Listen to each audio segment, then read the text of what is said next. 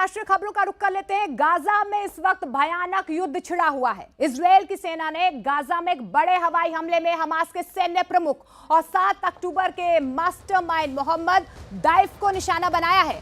Israeli सेना ने इसकी पुष्टि भी की है। हालांकि अभी यह स्पष्ट नहीं हुआ है कि दाइफ मारा गया है या नहीं मारा गया है। गाजा के स्वास्थ्य मंत्रालय ने शनिवार को बताया कि हमले में कम से कम 71 फिलिस्तीनी मारे गए हैं और 289 घायल हुए हैं।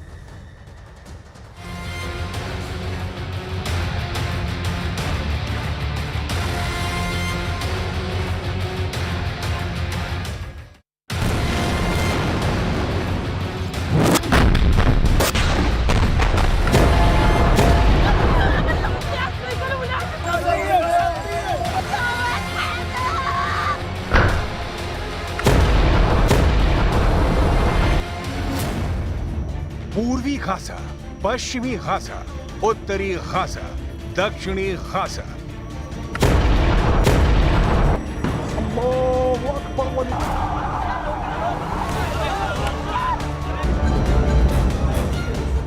एक 41 किलोमीटर लंबी, 6 से 12 किलोमीटर चौड़ी और कुल 362 किलोमीटर की क्षेत्रफल वाली गाजा पट्टी इस वक्त मौत की दहकती भट्टी बन चुकी है। इजरायली सेना के क्रूर हमले ने गाजा के समूल नाश का जो युद्ध छेड़ा है, वो सिर्फ हमास के लड़ाकों को नहीं ले रहा, आम फिलिस्तीनियों की भी बलि चढ़ रही है।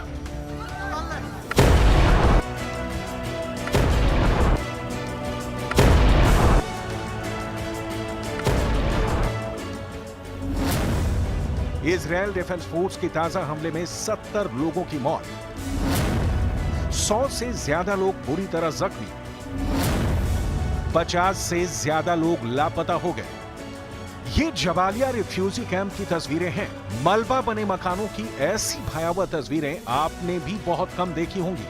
दूर दूर तक, जहां तक स्क्रीन पर आपकी निगाह जाएगी, खाक में मिले ख्वाबों के घरौंदे ही दिखेंगे। बसेल रागवान बिलख रहे हैं, कुछ भी तो नहीं बचा उनके पास। खून पसीने की सारी कमाई से 25 बरसों में जो भी बनाया वो खाक में तब्दील हो चुका है। تعب سنين العمر 25 سنة بنشتغل عشان نعمل هالدار، نيجي نلاقي الدار في الأرض نازلة، 3 طوابق ما لقيناش. هتطلع تقدر تصور 3 طوابق في الأرض نازلة. تعب سنين العمر، لا ضل عمر ولا ضل مصاري ولا ضل أولاد ولا ضل حدا، كله في الشارع اليوم. هنا مرميين في الشارع زي ما انتم شايفين। जबालिया शरणार्थी शिविर गाजा के 8 शिविरों में सबसे बड़ा है। इरेद सीमा पर बना यह शिविर गाजा को इजरायल से जोड़ता है। इस कैंप में 1 लाख से ज्यादा लोग रहते हैं। एक बार नहीं, बार बार इस कैंप को इजरायल ने निशाना बनाया है। कभी हवा से हमले किए, कभी इजरायली डिफेंस फोर्स ने गोले बरसाए और ये सब इजरायल ने ये दलील देते हुए कहा कि रिफ्यूजी कैंप में आम फिलिस्तीनियों की आड़ में हमास के आतंकवादी छिपे हुए हैं। इजरायल के प्रधानमंत्री बेंजामिन नेतन्याहू की कसम है कि अंतिम हमास के आतंकी के जिंदा रहते हमले रुकने वाले नहीं है। हमले के बीच में चाहे रिफ्यूजी कैंप आए या सुरंग या किला या आम लोगों का मकान, लिहाजा हमले जारी हैं।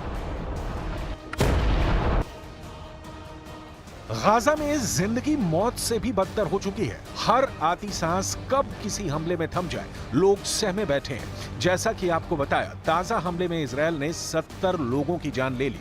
हमास ने इजरायल पर सुनियोजित नरसंहार करने का आरोप लगाया है।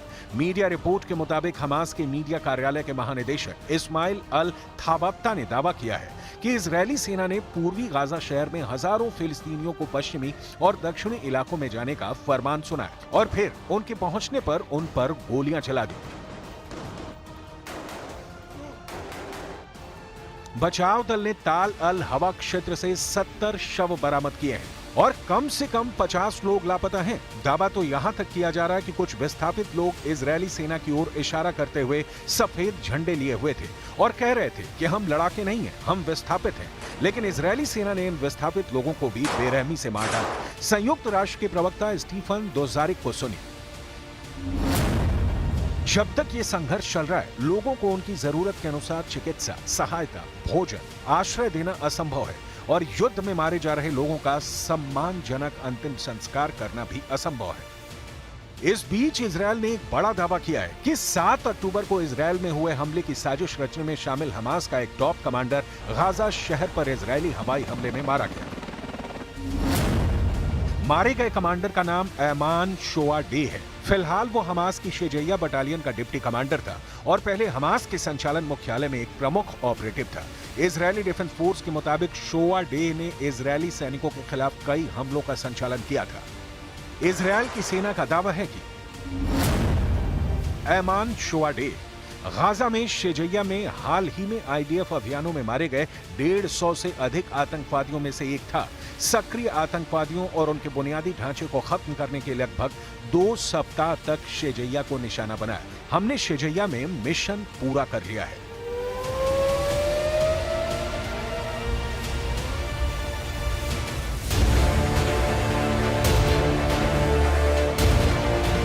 इजरायल के सामने विकल्प बहुत कम है, लेकिन मुश्किल यह है कि हमास के पास जो इजरायली बंधक हैं, उन्हें छुड़ाने के लिए प्रधानमंत्री बेंजामिन नेतन्याहू पर भारी दबाव है। नेतन्याहू हमास के खिलाफ ज्यादा से ज्यादा हमले कर उसे सरेंडर पर मजबूर कर देना चाहते हैं, ताकि बंधकों की रिहाई के लिए हमास किसी तरह की कोई शर्त नहीं पेश कर सके। यही नहीं, गाजा से इजरायल के खिलाफ कोई आवाज उठे तो उसके पहले गाजा के हालात देखकर एक्शन लेने की सोचे। इजरायल हमास युद्ध को लगभग 9 महीने पूरे हो गए हैं। संयुक्त राष्ट्र के आंकड़ों के मुताबिक अक्टूबर 2023 की शुरुआत में फिलिस्तीन इजरायल संघर्ष के शुरू होने के बाद से वेस्ट बैंक और पूर्वी यरूशलेम में इजरायली सेना ने 550 से ज्यादा फिलिस्तीनियों की हत्या की है। फिलिस्तीन के स्वास्थ्य विभाग का दावा है कि गाजा में इजरायल के हमले में अब तक 38,000 से ज्यादा लोग मारे गए हैं, 88,241 लोग घायल हुए हैं, जबकि लैंसेट मेडिकल जर्नल ने दावा किया है कि मरने वालों की वास्तविक संख्या 1,86,000 तक हो सकती है। 2 दिन पहले ही इजरायल ने गाजा सिटी में रह रहे लोगों को गाजा सिटी खाली करने का फरमान जारी किया है। विमान के जरिए गाजा सिटी पर पर्चे गिराए गए, जिन पर लिखा था, गाजा सिटी में हर किसी को सुरक्षित मार्गों के माध्यम से खतरनाक युद्ध क्षेत्र को छोड़ने का निर्देश दिया जाता है। कहां जाएंगे लोग? हमास दावा कर रहा है कि फिलिस्तीनियों को इजरायल चुन चुन कर निशाना बना रहा है, चाहे उनके हाथ में सफेद झंडे ही क्यों ना हो। जंग में अब तक कई बार अपनी जान बचाने के लिए फिलिस्तीनी लोग अपने घर, शहर छोड़ने पर मजबूर हुए हैं और उन्हें अब तक कई बार विस्थापित किया गया है।